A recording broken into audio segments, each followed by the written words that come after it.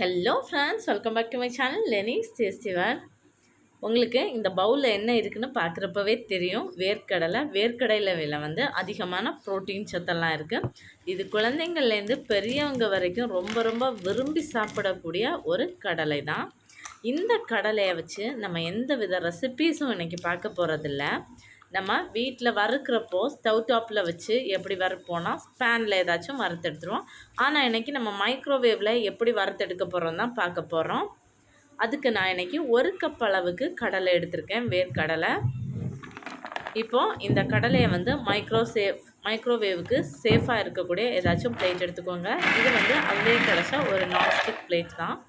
இல்லைன்னா steel use பண்ண வேண்டாம், அலுமினியம் எதுலையாச்சும் யூஸ் பண்ணிக்கோங்க, இல்லைன்னா கிளாஸ் பவுலில்.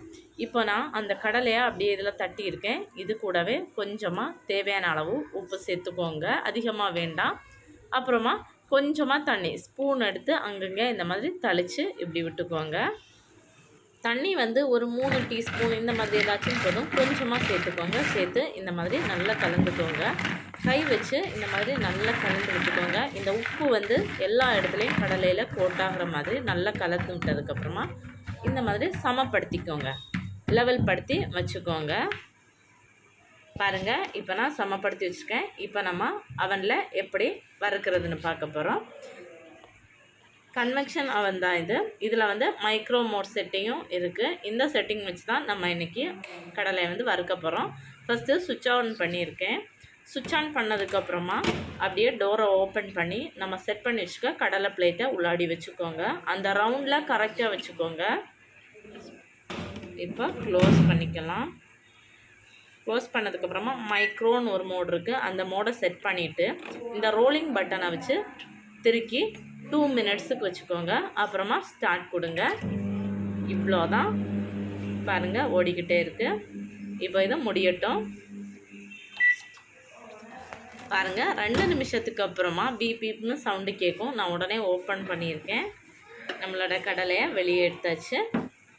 2 நிமிஷத்துலேயே ரெடியாகி கிடைக்காது. மறுபடியும் ஒரு ஸ்பூன் வச்சு இந்த மாதிரி நல்லா மிக்ஸ் பண்ணி விட்டுக்கோங்க. அடியில் இருக்கிறதெல்லாம் மேலே இருக்கிற மாதிரி அந்த மாதிரி நல்லா ஒரு வாட்டி மிக்ஸ் பண்ணதுக்கப்புறமா மறுபடியும் சமப்படுத்தி மறுபடியும் இதே மாதிரி அவனில் செட் பண்ண போகிறோம். அவனை ஓப்பன் பண்ணி பிளேட்டை உள்ளாடி வைக்கலாம்.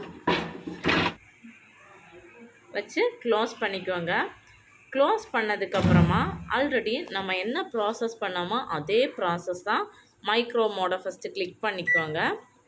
இந்த மாதிரி 900 காட்டும். அதுக்கப்புறமா ரோலிங் பட்டனில் 2 மினிட்ஸ் வச்சுக்கோங்க. அப்புறமா ஸ்டார்ட் பட்டன்.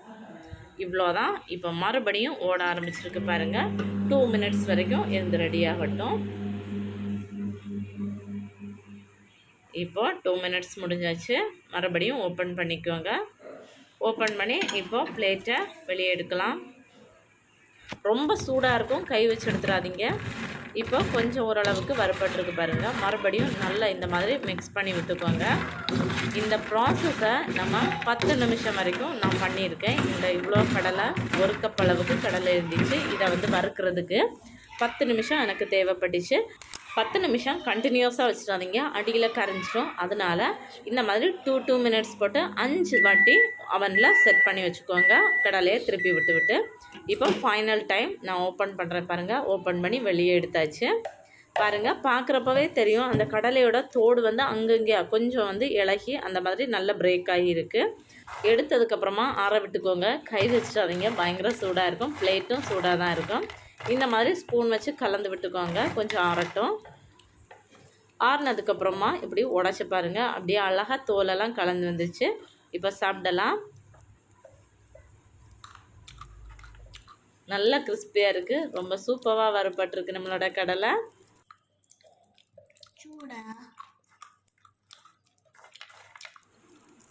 நம்ம கடையிலிருந்து எப்படி கடலை வாங்குவோமோ அதே மாதிரி நம்ம வீட்டில் மைக்ரோவேவ் இருந்துச்சுன்னா சூப்பராக கடலையை வறுத்தெடுக்கலாம். எல்லாமே ஈவனாக வறுபட்டு கிடச்சிரும், எங்கேயுமே கரைஞ்சிடாது. கரெக்டான ஒரே கலரில் எல்லாமே ஈவனாக கிடச்சிரும். இந்த மாதிரி கை வச்சு நசுக்கி தோலையெல்லாம் எடுத்துக்கோங்க.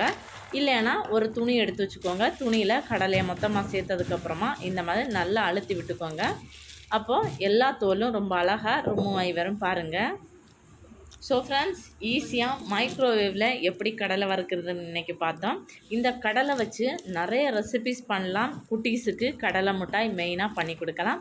ஸோ ஃப்ரெண்ட்ஸ், கண்டிப்பாக இந்த மாதிரி உங்கள் வீட்டில் மைக்ரோவேவ் இருந்துச்சுன்னா கண்டிப்பாக கடலை வாங்குறப்போ ஒரு வாட்டியாச்சும் இந்த மாதிரி வறுத்து ட்ரை பண்ணி பாருங்கள். ஸோ ஃப்ரெண்ட்ஸ், உங்கள் எல்லாருக்கும் இந்த வீடியோ யூஸ்ஃபுல்லாக இருந்திருக்கும்னு நினைக்கிறேன்.